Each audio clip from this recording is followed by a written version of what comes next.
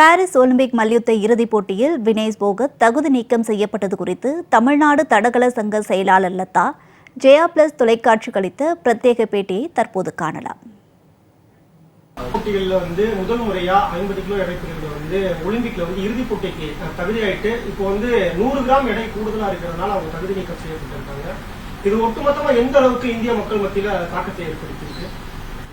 நம்ம இந்தியன்ஸ்க்கு பாத்தீங்கன்னா ரெஸ்லிங்ல மெடல் ஏற்கனவே போன ஒலிம்பிக்ஸ்லயும் மெடல் எடுத்திருக்கிறோம். ஆனா விமென்ஸ்ல ஃபைனல் வரைக்கும் என்டர் ஆயிருக்கிறோம் அப்படின்றது இதுதான் ஃபர்ஸ்ட் டைம் நமக்கு.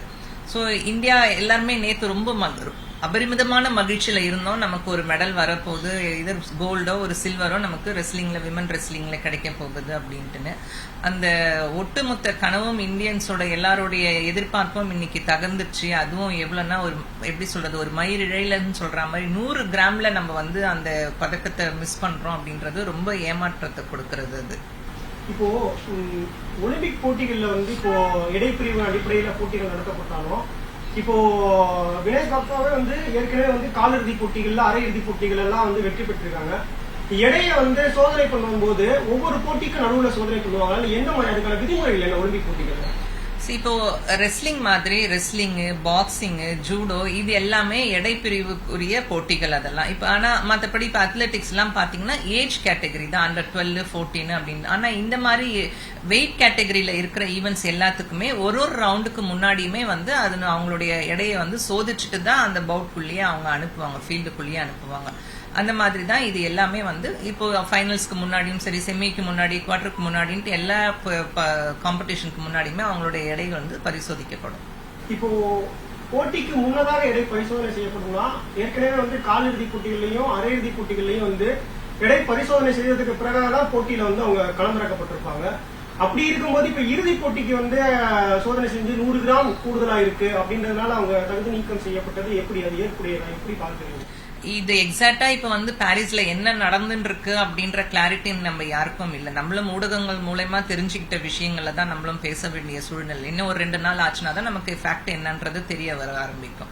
அப்படி பார்க்கும்போது இவங்க செமிஃபைனல் முடிச்ச அப்புறமா நேத்து நைட்டு கூட இவங்களுக்கு 2 கிலோ எக்ஸ்ட்ரா இருந்ததாகவும் ஃபுல் நைட்டுமே அவங்க அந்த எடையை குறைக்கிறதுக்கான பயிற்சிகள்ல ஈடுபட்டு நிறைய குறைச்சிட்டு லாஸ்டா ஒரு 100 கிராம்ஸ் இருக்கும்போது ஃபைனல் போட்டிக்கு தேவையான அந்த எடை பரிசோதிக்க வேண்டிய நேரம் வந்துட்டதுனால இவங்க போய் அந்த வெயிங் மிஷினுக்கு போக வேண்டியதா போயிடுச்சு.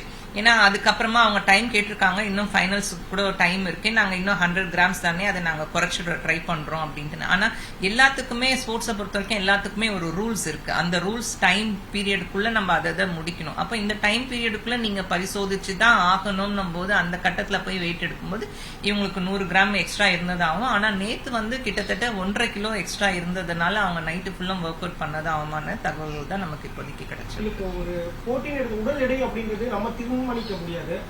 ஒரு 2 கிலோ 3 கிலோ அப்படின்றப்போ ஒரு பிரிவே மாறுதுன்றத நம்ம சொல்லலாம். ஒரு 100 கிராம் அப்படின்றப்போ ஒரு போட்டியில ஒரு ஒலிம்பிக் வகையிலான ஒரு போட்டி இருக்கும்போது ஒட்டுமொத்தமா முக்கியமான போட்டியா இருக்கு. அப்ப அந்த 50 கிலோ எடை பிரிவுனா 100 கிராம் 200 கிராம் கூடுதலா இருந்தா அதுக்கான கால அவகாசம் கொடுக்கலாம் தானே. அது மாதிரியான ஏதாவது விதிமுறைகள் நீங்க ஏதாவது கோரிக்கை வைக்கிறீங்களா? அது மாதிரியான விதிமுறைகள் இது வரைக்கும் எதுவும் இல்ல. மேபி ஃபியூச்சர்ல வேணா அதை கொஞ்சம் மாத்தலாம்ன்ற எண்ணங்கள் தான் நம்ம எல்லாருக்குமே இருக்கு. 50 கிலோ எடை பிரிவுல ஒரு 100 கிராம் எக்ஸ்ட்ராவா இருக்கிறத கன்சிடர் பண்ணலாம். எல்லாமே இப்போ நீங்க ஒரு 10 ரோ ஒரு கொட்டேஷன் எடுத்தா கூட +1 -1ன்ற மாதிரி தான் எல்லா இடத்துலயுமே மென்ஷன் பண்ணுவாங்க. அந்த மாதிரி ஒரு 100 கிராம்ன்றது கன்சிடர் பண்ணிருக்கலாம்ன்ற எதிர்பார்ப்பும் நம்ம எல்லாருக்கும் இருக்கே தவிர அது ஃபியூச்சர்ல வேணா மாடிஃபிகேஷன் ஆகிறதுக்கான வாய்ப்பு இருக்கு. ஆனா இப்ப ஆஸ் பர் ரூல் 50 கிலோ அப்படின்னா லெஸ் தென் 50 வேணா இருக்கலாமே தவிர ஒரு 50 கிராம்ஸ் கூட எக்ஸ்ட்ரா இருக்கக்கூடாதுன்றதுதான் கரண்ட் ரூல்ஸா இருக்கு. இப்ப இதுக்கு முன்னாடி இது போன்ற சம்பவங்கள் நடைபெற்றிருக்கா? இது மாதிரியான இறுதி போட்டிக்கோ அல்லது அரை இறுதி போட்டிக்கோ தகுதியாயிட்டு இது போல ஒரு கம்மியான 100 கிராம் 200 கிராம் அளவுல வெளியேறவங்க அது மாதிரியான சம்பவங்கள் நிகழ்ந்திருக்கு? நம்ம இந்தியன்ல யாருக்கும் இந்த மாதிரி இது வரைக்கும் நிகழ்ந்தது கிடையாது. Not only in wrestling, even பாக்ஸிங்ல கூட அந்த மாதிரி யாரும் இந்த மாதிரி பெரிய இன்டர்நேஷனல்ல போயிட்டு ஒலிம்பிக்ஸ், அந்த வேர்ல்ட் சாம்பியன்ஷிப் அந்த மாதிரி இடத்துல போய் இந்த வெயிட்னால ஒரு தகுதி நீக்கம் பெற்று யாரும் வந்தது கிடையாது. இப்போ வினேஷ் போகத் அடுத்த கட்ட வாய்ப்புகள் என்ன இருக்கு? இந்த ஒலிம்பிக்ல அவங்க இறுதி போட்டிக்கு தகுதி ஆயிட்டு இப்ப தகுதி நீக்கம் செய்யப்பட்டிருக்காங்க. இப்ப அவங்களுக்கு அந்த பதக்கம் வாங்குறதுக்கான அடுத்த கட்ட வாய்ப்புகள் எந்த அளவுக்கு இருக்கு, அவங்க எந்தெந்த மாதிரியான நடவடிக்கைகள் வந்து இப்ப அடுத்தடுத்து அவங்க மேற்கொள்ளலாம், ஒருவேளை லீகலா அவங்க மேற்கொள்ளலாம்? வாய்ப்புகள் எந்த அளவுக்கு இருக்குன்னு தெரியல இதுல. ஏன்னா இப்போ இன்னைக்கு ஃபைனல்ஸ் நடந்துற போது வினோத் பாகோட போட்டியிட்ட கியூபன்னா இப்ப ஃபைனல்ஸ்க்கு வராங்க அமெரிக்கனோட பண்றதுக்கு, யூஎஸோட பண்றதுக்கு. அதனால இப்ப அந்த போட்டி முடிஞ்சுன்னா அவங்கள வந்து கோல்டு அண்ட் சில்வர்ன்றது முடிஞ்சு போயிடும். அதுக்கப்புறமா இவங்க மேல தவறு இல்லை அப்படின்னு நிரூபிச்சாலும், இது ஏற்றுக்கொள்ளக்கூடிய ஒரு 100 கிராம்ஸ் தான் அப்படின்றத நிரூபிச்சாலும் அவங்க பதக்கம் பெறுவதற்கான வாய்ப்புகள் வந்து ரொம்பவே குறைவுதான். இப்ப அத்லெட்டிக்ஸ் எடுத்துட்டீங்கன்னா, அத்லெட்டிக்ஸ்ல வந்து இப்ப 100 மீட்டர்ஸ் ஃபவுல் பண்ணிட்டா கூட நம்ம ஃபவுலா இல்லையா அப்படின்றத வந்து ரேஸ் முடிஞ்ச அப்புறமா கூட அதை பத்தி டிஸ்கஸ் பண்ணி இவங்களை டிஸ்குவாலிஃபை பண்ணலாம். அதுல ஒரு ரூல்ஸ் இருக்கு அத்லெட்டிக்ஸை பொறுத்த வரைக்கும். அண்டர் ப்ரொட்டஸ்ட்ல நீங்க ஓடலாம், ரேஸ் ஓடி முடிச்சுக்கலாம், அவங்க ஃபர்ஸ்ட் கூட வந்துக்கலாம். ஓடி முடிச்ச அப்புறமா திரும்பியும் அவங்க வந்து ஃபவுல் பண்ணாங்களா இல்லையான்ட்டு எல்லாம் அனலைஸ் பண்ணிட்டு அவங்க 100% ஃபவுல் தான் அப்படின்னா அவங்கள தகுதி நீக்கம் பண்ணிடுவாங்க. இல்ல அது ஃபவுல் இல்ல அப்படின்னா அவங்க ஓடி முடிச்சதுக்கான பதக்கத்தை வந்து கோல்ட வந்து கொடுத்துருவாங்க. பட் இதுல அந்த மாதிரியான வாய்ப்புகளும் இல்ல ரெஸ்லிங்ல. இப்போ இது போன்ற நடைமுறைகள் எப்படி பாக்குறீங்கன்னா, அத்லெட்டிக்ல இருக்கும்போது நீங்க சொல்ற மாதிரியே அவங்களுக்கான போட்டியிடுறதுக்கான வாய்ப்புகள் கிடைக்கும். ஒருவேளை அது ஃபவுல் நிரூபிக்கப்பட்டா அவங்களுடைய பதக்கங்கள் பிரிக்கப்படலாம், அல்லது உறுதி செய்யப்பட்டா அவங்களுக்கு பதக்கங்கள் கிடைக்கும்.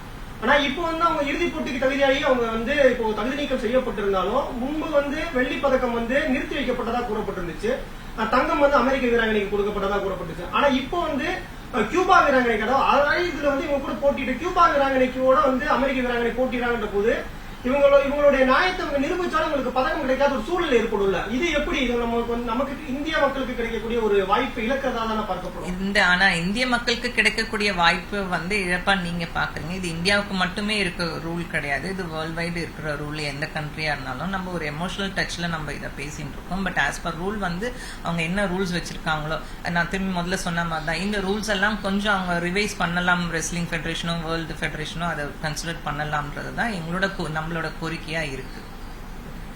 இப்போ வினோத் பாகத் வந்து இப்போ ஒலிம்பிக்ல வந்து இப்போ அந்த கமிட்டில வந்து அவங்க அடுத்த கட்ட நடவடிக்கை எந்த மாதிரியான ஸ்டெப்ஸ் எல்லாம் எடுப்பாங்க? இப்போ இவங்க ப்ரொட்டஸ்ட் கொடுப்பாங்க. நம்ம ஒலிம்பிக் இந்தியன் ஒலிம்பிக் அசோசியேஷன் வந்து அதுக்கு ப்ரொட்டஸ்ட் கொடுக்கும். 100 கிராம்ஸ்ன்றது உங்க வெயிங் மிஷின் சரியா இருக்கான்னு செக் பண்ணீங்களான்னு நம்ம கொஸ்டின் பண்ணலாம். அது 100 கிராம்ஸ் எப்படி ஆச்சு, நாங்க கரெக்டா தான் இருந்தோன்ற மாதிரியும் செக் பண்ணலாம். அதை இல்ல 100 கிராம்ஸ் வந்து கன்சிடரபிள் வெயிட் தான் அப்படின்றதுக்கான ப்ரொட்டஸ்டும் நம்ம கொடுக்கலாம். இல்ல இதுக்கு முன்னாடி யாருனாச்சும் இந்த மாதிரி இருந்து அவங்கள வந்து கன்சிடர் பண்ணிருக்காங்களான்ற ஓல்டு ஹிஸ்டரி எதுனாச்சும் இருந்துச்சுன்னா அதை ரெஃபர் பண்ணியே நம்ம ப்ரொட்டஸ்டுக்கு போகலாம். பட் இதுக்கான வாய்ப்புகள் கால அவகாசம் இருக்கா? கால அவகாசம் ப்ரொட்டஸ்ட் பண்றதுக்கு இருக்குன்னா, ஆனா மெடல் நமக்கு கிடைக்கிறதுக்கான வாய்ப்புகள் தான் இல்லை. இப்போ ரெஸ்லிங்லயும் சரி பாக்ஸிங்லயும் சரி இந்த மாதிரி அவங்களோட எடை வந்து அப்படியே இப்போ இந்தியால இருந்து கிளம்பும் போது 50 kg கேட்டகரியில தான் அவங்க போறாங்க அப்படின்னா அவங்க 50 kgல அப்படியே மெயின்டைன் பண்ண மாட்டாங்க. ஒரு 15 நாள் அவங்களோட quarter, semi, first round, finals வருதுன்னா அந்த 50 kgல அப்படியே ஃபுல் 15 டேஸும் இருக்க மாட்டாங்க. அவங்களோட எடை வந்து சிலப்போ கூடும் சிலப்போ குறையும் அந்த மாதிரி தான். ஏன்னா அவங்களுக்கு பவர் அண்ட் ஸ்டாமினா தேவை அடுத்த மேட்ச் போடுறதுக்கு, அதுக்கான இன்டேக்கும் தேவைப்படும். அதுக்கப்புறமா அந்த காம்படிஷனுக்கு போறதுக்கு முன்னாடி ஃபுல்லும் லிக்விட் ஃபுட்டா எடுத்து அந்த வெயிட்டையும் கம்மி பண்ணுவாங்க. இவங்க நேத்து பொறுத்த வரைக்கும் இவங்க செமி முடிச்சோடனே இவங்க நேத்து பாத்தீங்கன்னா 2 கிலோ கிட்டத்தட்ட 1.5 கிலோக்கு மேல கூடுதலா இருந்த மாதிரியான தகவல் தான் இருக்கு. ஓவர் நைட் ஃபுல்லுமே இவங்க வெயிட்டை ரெடியூஸ் பண்றதுக்கான ஒர்க் அவுட்டை பண்ணி தான் இந்த வெயிட்டை குறைச்சிருக்காங்க. அப்படி குறைக்கும் போது தான் கடைசியா வந்து 100 மீட்டர்ஸ்ல 100 கிராம்ஸ்ல வந்து வெயிட் எக்ஸ்ட்ராவா இருந்திருக்கு. இந்த ஓவர் நைட் அவங்க ஒர்க் அவுட் பண்ணதோட விளைவா இப்போ டீஹைட்ரேட் ஆகி ஹாஸ்பிட்டலைஸ்டும் ஆயிருக்கிறாங்க. அவங்க நார்மலா இருக்க பர்சனை விட இந்த மாதிரியான ரெஸ்லிங்ல இருக்கவங்களுக்கு ஒரு 48 ஹவர்ஸ்க்குள்ள 2 கிலோ ஏறும். ஏன்னா 3 நாள் வந்து அவங்க வந்து ஃபாஸ்டிங் மாதிரி இருப்பாங்க. வெயிட்டே எடுக்காம ஃபுட் ரொம்ப எடுக்காம வெயிட் போடுற வரைக்கும் ஃபாஸ்டிங் மாதிரி இருந்து அவங்களோட உடலை வருத்தி அந்த வெயிட்டை குறைப்பாங்க. அது முடிச்சுட்டு போய் சாப்பிடும் போதோ அடுத்த மேட்சுக்கு ரெடி ஆகும் போது டக்குன்னு இன்க்ரீஸ் ஆகிறதுக்கான வாய்ப்பு சில உடல்வாகுகளுக்கு இருக்கு, இன்க்ரீஸ் ஆவாங்க அந்த மாதிரி. இப்போ ஒவ்வொரு நாடுகளுக்கு போய் போட்டிடுறதுக்கான சூழல் இருக்கு. அந்த சீதோசன நிலையுமே கூட அந்த உணவு பழக்க வழக்கங்களுமே கூட நமக்கு எப்படின்றது தெரியாது. அங்க கிடைக்கக்கூடிய ஒரு கார்போஹைட்ரேட்டா இருக்கட்டும் இல்ல அவங்களுக்கான புரோட்டீனா இருக்கட்டும் வேறுபடும். அங்க அந்த நாட்டுல இருக்கக்கூடிய உணவு இதெல்லாமே கூட காரணங்களா இருக்கலாம். ஆனா அதெல்லாம் மீறி நம்ம ஸ்போர்ட்ஸ் பண்ணணும்ன்றது, இவ்வளவு பெரிய ஒரு வேர்ல்ட் சாம்பியன்ஷிப் ஒரு ஒலிம்பிக்ஸ் போறோம் அப்படின்னா இது எல்லாமே, ஏன்னா இவங்க வந்து ஒரு இன்டர்நேஷனல் காம்படிஷனுக்கு புதுசு கிடையாது. இவங்க already Asian games, Commonwealth games எல்லாம் வின் பண்ணிருக்காங்க. அதுக்கான நியூட்ரிஷனும் கோச், பிசியோ எல்லாமே கூட டிராவல் பண்ணிக்கிட்டு தான் இருக்கிறாங்க. அதுக்கேத்த மாதிரி தான் அவங்களும் ரெடி பண்ணிருப்பாங்க.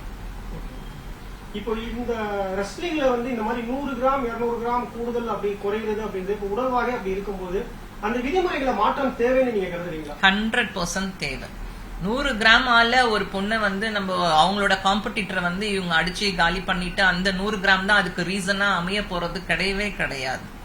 அந்த 100 கிராம் 100 கிராம்ஸ்னால தான் இவங்க வந்து இந்த கேர்ளை வந்து இவங்க வின் பண்ணிட்டாங்கன்னு சொல்றதுக்கு அளவுக்கான ஒரு கூடுதல் எடை அது கிடையாதுன்னும் போது அதை கன்சிடர் பண்ணணும்ன்றது தான் நம்மளோட ஆசை.